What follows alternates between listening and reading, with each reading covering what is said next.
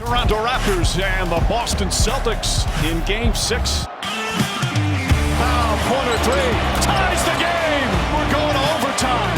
Tatum goes up and throws it down. Powell pulls up three-pointer, won't go. Double overtime. Smart for three. Bang! Emotions are being toyed with. Tatum off the mound, stripped by Powell. Drives into Smart, count it, and the foul.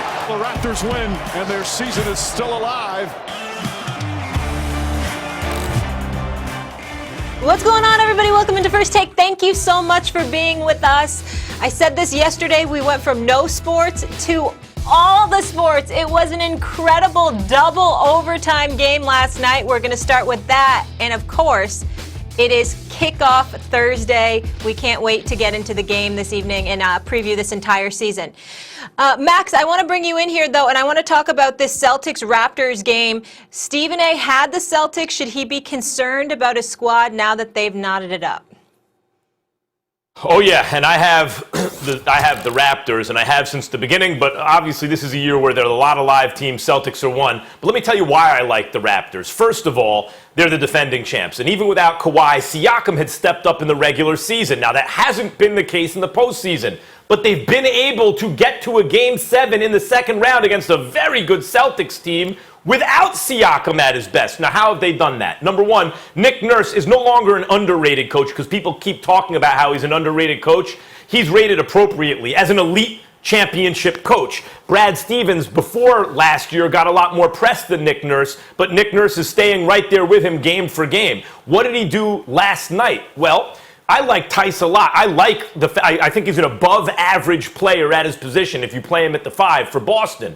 But what Nick Nurse saw is, look, if these Boston bigs can't score against us, then I'm going to tighten the rotation. And he really has 7 guys playing all the minutes. But when you look at Ibaka and Gasol combined, they really form a 6th guy, right? Like they're taking up a full game of minutes at one position, but in a double overtime game. So why is that? Because he could play Anunoby at the 5 now. If he doesn't think the bigs can score on him, he can play Anunoby at the 5. And what does that allow them to do?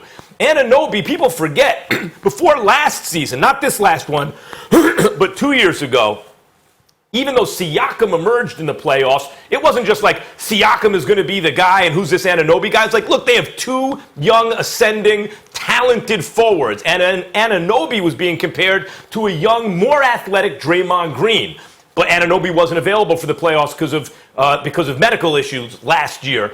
And as a result, Siakam takes the step forward because of that, because Kawhi's there, he can be a second banana, and because he showed real stuff in last year's playoffs. As the man now, Siakam's not showing the same thing. But with Anunoby at the 5, they can do a kind of Warriors version of basketball. And the difference here is that while Kyle Lowry has been great, he's not Steph Curry. He's not going to create, like, Draymond Green was a guy who was just willing to shoot and could shoot it just well enough because Curry created all that space for him by shooting from such a distance. Rotations came late. Draymond had all the time in the world, could actually become a 3-point threat. They could play 5 out with Draymond at the 5. That's not Kyle Lowry for the Raptors. However, Anunoby has a quicker release than Draymond. And he's not afraid to shoot that 3 either. And he may be more athletic than Draymond and obviously a lot younger, but like Draymond, can be a kind of Swiss Army knife style player for them. That's Nick Nurse realizing what he has, tightening the rotation, and matching up in a way that favored his team.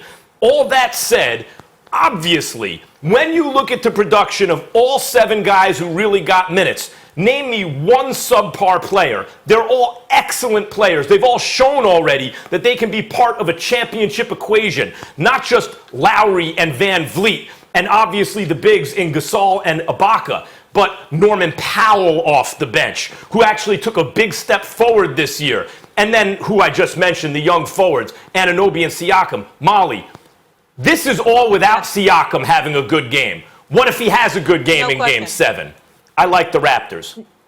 No question. They've been beyond impressive, but obviously the Celtics not having Gordon Hayward. Max, let me ask you this. Game 7 tomorrow, who do you think's under more pressure?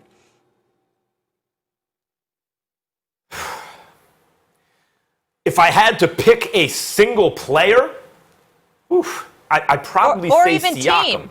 But if probably the Celtics because they had the lead. even though the Toronto Raptors are the defending champs, the Celtics are the team that looked like, oh, is this series over already? Even when Toronto won a game, it was like, yeah, but who's the better team? The Celtics had demonstrated that they were the better team. And since then, Nick Nurse has made some adjustments and unlocked this Raptors team who by the skin of their teeth have knotted it up 3-3. But you know what? The better team, in the NBA, it almost always wins. But maybe not always, especially not in a year like this. And I can point to other sports like the 1960 World Series. Pirates beat the Yankees in 7 games. Bill Mazeroski's home run wins the game, right? But it's the series. But if you look at each game breakdown, the Yankees were beating the brakes off them in the games they won, and the Pirates were winning by the skin of their teeth. But at the end of 7 games, the Pirates won 4, the Yankees won 3, and the Pirates won the World Series. The same sort of thing could happen here. Even if you get the impression by the end of this series that the Raptors are not the better team. Normally doesn't happen like this in the NBA. But that the Celtics actually, I just watched them, I think they're better. Doesn't mean they're going to win. They're dealing with a champion. Even without Kawhi, the DNA of this team, they've been through it. They've experienced it, and they've, I think, grown from the experience last year. It's a tall order to beat this Raptors team. Yeah, no question. They're special from the top down. That's Masai Ujiri down for them to pull this off after losing Kawhi last season. Look who's here. There he is, Stephen A. Smith. Saw you on TV last night, saw you on TV this morning. Now we finally have you. Thanks for showing up. Tell me this. Well, first of all, your Celtics. Thank you for having me. Yeah. You're welcome on the program. Stephen A., tell me this. Yeah. Are you worried about Boston? Oh, I'm very worried about Boston, and I apologize for the tardiness. For some reason, with every single other show, there are no technical difficulties when it comes to me, but somehow, some way, when it comes to my own show, which is First Take every weekday, there's always a problem, but I'll deal with that later. Here's the reality of the situation. I got to throw me a couple out there. Max Kellerman. This is the second year in a row I have slept on the Toronto Raptors. I thought this series would be over by now. Originally, I started out by picking Boston in 7. Then when they went up 2-0, I said to myself, excuse me, I had it as a picker. But then when they went up 2-0, I thought this series was over. I certainly did not think it would get to a Game 7. I am stunned that it is at this point. I got to give major props to Kyle Lowry, who was the MVP last night. He put forth an absolutely sensational performance. He deserves all the credit in the world. Norman Powell deserves some love as well. OG Anunoby hitting that big-time 3 in overtime. That definitely deserves some kudos. But when I think about the Boston Celtics, I got to give Nick Nurse a boatload of credit. If you recall, in the NBA Finals, he put a boxing 1 on Steph Curry. You understood that because Steph Curry, being the prolific scorer that he is, doing the kind of things that he's capable of doing, you certainly want to neutralize him to the best of your abilities, and that would nullify anything that Golden State was capable of throwing at you, conceivably. In this case, Jason Tatum and Jaylen Brown were the 2 individuals to be worried about. Nevertheless, Nick Nurse threw a boxing 1 on Kemba Walker in that first half, limited him to 3 shots. He missed all 3. Completely neutralized them and dared anybody else to hurt them. Ultimately, Boston was doing that from time to time with Brown and with Jason Tatum, but he was clearly about the business of disrupting their rhythm. And in the second half, lo and behold, Kemba Walker couldn't find a rhythm because of what had transpired against him in the first half. I look at Jason Tatum. I expected him to step up more and be a bit more efficient. He has not been that. Key turnovers in the second half and overtime, that was definitely a negative. Jaylen Brown had to launch 30 shots in order to do what he did. That's not going to cut the mustard. Marcus Smart is playing out of his mind on both ends of the floor.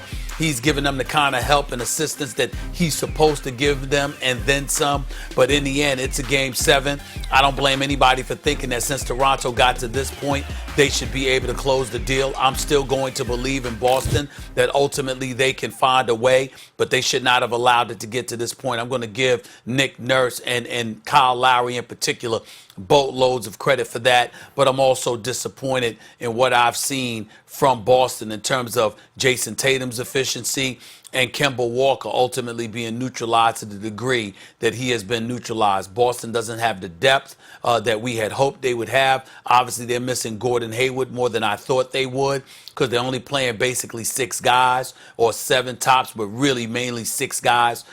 They're in trouble, but I still think that they can escape with a Game 7 victory. Yeah, right. not having Gordon Hayward obviously hurts you because he's an excellent player. And maybe with Gordon Hayward, I have to look back, even though I like the Raptors in this series, if they had Gordon Hayward, I have to look back and say then the Celtics probably would have won if it comes down to the wire. But just, there's an APB out for this Pascal Siakam of last postseason, right? Where has he been? As the man, he hasn't been able to do it. As the second banana, he was able to do it. Kyle Lowry has stepped forward, no doubt. Nick Nurse, as you mentioned, Stephen A., has guts as a coach. And I was talking about, before you got on, the fact that he would play 5 out with Anunoby at the 5 because those Celtics bigs, he felt like couldn't score on them. So no question about it. But if Siakam, who's overdue for a big game, has that game in Game 7, he's reset this entire playoff narrative, and the Raptors should win. I agree, All but right, we'll leave it there. Pascal Siakam, as I said on Countdown yesterday, he's all right. He's all right. He's showing that he's a good player, but the kind of greatness that we thought that we would see from him because of what we've witnessed in the regular season, the playoffs are a different animal, and he's not that guy yet. Not saying he can't be, but he's not that guy yet. Stephen A., great to have you on First Take. Can I get a smile? It's a pleasure to be here. Let's get a smile. Join us.